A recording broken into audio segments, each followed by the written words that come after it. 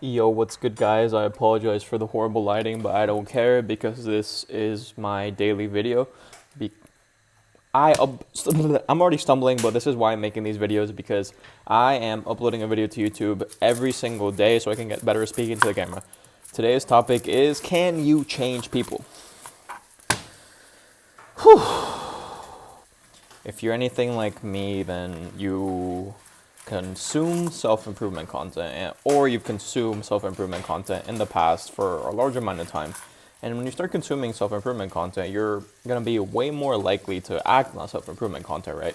So you're going to eventually start going to the gym, start meditating, start trying to make money online, start trying to become like Andrew Tate. Okay, I'm kidding. But you get the gist. And it's a very lonely path, I might add. It definitely is. Most people, look, I'm not trying to say I'm better than anyone, but it's the truth. Most people just want to be out there and party and hook up with girls and be kind of degen. They don't care too much about improving themselves. They care about getting into college or their girlfriend or getting girls or, okay, it doesn't matter. I'm not better than them, but that's what I believe most people have. Most teenagers and young adults, I believe those are most teenagers and young adults' aspirations, right? But once you're someone who's on self-improvement, it starts to get lonely and you can't find many people that like the same stuff you do. Sure, you're gonna find some people at the gym and they're gonna be chill. You're gonna be like, yeah, bro, let's hit this PR, and you're gonna go to Chipotle. But your friendship needs to be a little bit deeper than that. Actually, it doesn't have to be deeper than that because I also do believe you can honestly be friends with everyone in the world. Everyone in the world has something unique and beautiful to share. Yeah, I am so amazing, aren't I, for thinking this? I am so wholesome. Anyways, your old friend group, the one that still likes to party and just worries about girls and school. Not that worrying about school is bad, it's just that that's the only thing they worry about. You want them to relate to you again. You want to show them how good life can be once you're convinced by Andrew Tate and Iman Gadzhi to start an agency or join Hustlers University, right?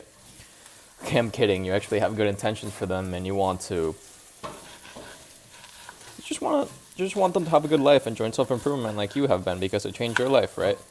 But they don't care. They might be like, yeah, bro, meditation sounds good for you.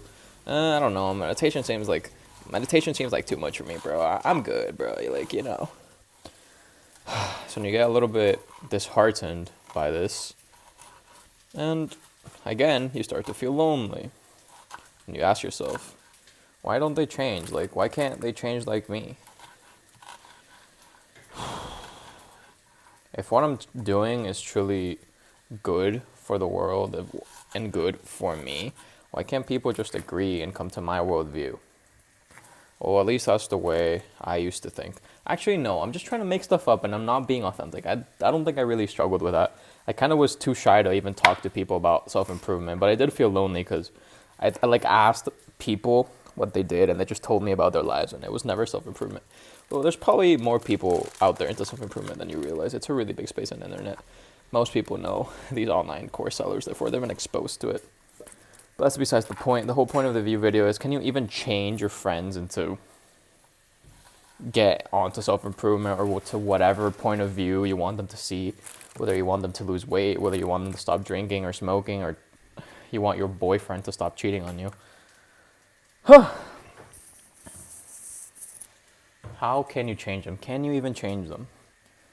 I'm sure you guys have heard the quote, you can lead a horse to water, but you can't make it drink. The other day I actually saw Alex Ramosi talk about this and he refuted it in a way that I liked very much, and it wasn't he that refuted it. I think it was B.F. Skinner, legendary psychologist or whatever you want to call him. Okay, I'm done with these onions. Look at me cooking. I'm so productive. Let's go, self-improvement. But yeah, he said basically I can salt the horse mouths and dehydrate it, and inevitably it would drink. And people in the comments like, that's just manipulation. You're using your free will to manipulate other people. Well, doesn't that just disprove the horse thing? You can make a drink. You're just not willing to do what it takes. And hold on, before you think I'm going off the rails and thinking we should manipulate people and dehydrate them. No. All I wanted to say is that I need to stop yapping and start cutting this paprika pepper looking thing. All I'm saying is that only giving them a speech about how good you are and how amazing your life is because you tried something out is not enough to get people to change. You gotta learn persuasion. Not that I know anything, but I have been successful in changing people. I don't want to get into specifics because that's personal to them, but I've changed their lives deeply on a personal level. Not on the internet yet, but since I've done that to a good amount of people in my life because of my own goodwill, I believe I just have to nail the communication down, which is why I'm speaking to YouTube every day so I can get better at speaking, and I have been getting better. But there's a lot of people that scrolled off, and you probably want to scroll off, or you're probably hating me, and I haven't handled your objections, so I'm not good at speaking like that yet. But anyways, people are defensive, and you just telling them that their way of being is wrong, it's just going to kick in their defense mechanisms, and they're going to justify their actions no matter what you tell them or in how way you tell them and in which way you tell them. Oh, there's a select few of people who kind of just have given up and have felt enough pain because of their situation, and then they might be like, you know what, bro, you're right. And at the same time, there's people that respond well to the David Goggins type motivation, which is just, let's go, who's gonna carry the boat? Go grind harder, let's go, hustle culture. I personally have never been really too deeply influenced by all that. And I feel like a lot of people are. Actually, no, I have been influenced and motivated by that when I was 14. Not that I'm better than you because you're motivated by that, but anyways, you get the point. If you go up to your fat friend and tell him, bro, you're fat as fuck, you need to change and lose weight or you're not gonna get any bitches, then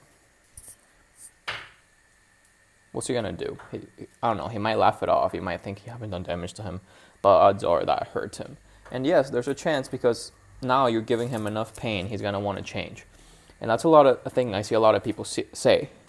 They say, oh, I'm so glad we bullied him into losing weight because now he's lost weight and he's happier. Yeah, that does happen, but the vast majority of bullying cases are failures. The guy is traumatized for life and will have problems. And I don't know, you might be saying, yeah, he's a victim. He should have just given up on the high school trauma stories and being a man or whatever. Good for you, brother. You're an alpha male who was very strong. But guess what? Not everyone is as strong as you, Mr. Alpha Male. So you gotta sometimes embrace people with compassion.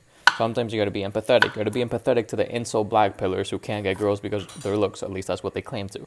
And honestly, I gotta admit, there's probably truth to that. They're probably not the best looking. And people just saying, oh, but this one person on YouTube who's really ugly got a wife because he got a 1 million view video. Do you know that guy I'm talking about? He's an unfortunate looking fella. Oh my gosh, I'm so mean. I'm so sorry. If you're watching this, I'm just sorry and it's wrong with me. I need to figure out a way to phrase things differently, or maybe I don't. But yeah, he has like a 5 million view video. I don't know, but it's in the millions. And he's just talking about his experiences as an ugly person. And there's one girl commented, I actually think you're kind of cute. Oh my gosh, I could have cut these cucumbers way better. Whatever. I'm too focused on the yap. And he got married, and I've seen this as a debate topic with incels and I guess, I don't know, normal people, normies, saying even he could do it, why can't you? And then the incels say like, oh, that's 1 in a million. He has to have a 5 million view video for him to be seen by so many girls. And it's kind of true. Like, most people will never have this many attempts at being liked. He got 5 million people to see him. Well, most ugly looking people approach one girl every 6 months. And even if they approach one girl every day, it's chances of finding the right girl. It's just so hard. You know what I mean? You gotta approach those type of people with some empathy. Just shaming them for being incels won't do stuff. Again, there's also abusive relationships, and should you stay in an abusive relationship because you just want to learn persuasion skills and get them to change? This is such a complicated question. I mean, no, I guess I don't want you to, don't get me wrong, I'm not telling you to stay in an abusive relationship, but it's a possibility that being abusive is good, or you should just stand it as long as you can. I'm just saying that the issue is I'm just saying that the question of should I spend effort in trying to change people or not is very hard. But at the end of the day, you definitely can. And the issue is with most people, like I said, they just give self-righteous speeches about what other people should be doing, where they can find different ways to try better. I don't know, bro. If you want to get your friend to stop drinking or smoking, have you even considered saying, like, doing a little wager? I'll give you $200 if you don't drink at all for the next 6 months. He probably won't fail. He might lie, but it's just another strategy you probably want. Or you might say that might not cause real change. He just shouldn't do it for money. It's just so complicated, but there's just ways, and no, I'm not insane, and I haven't. These are the methods I have used. The method I have used is honest, just what I said earlier about insults. It's compassion and doing it from a place of goodwill. I care about you. What do you think of this? And taking things slowly. It's not about giving a speech and expecting them to change with a snap of the finger, but it's about planting a seed in their head and continuously making it grow, watering it over time. Literally learning persuasion, reading books, stuff like that. Whatever, I think I yapped for quite a while, so this will be the end of my video, and it's really bad lighting, so no one even hears it, but God bless you, bro.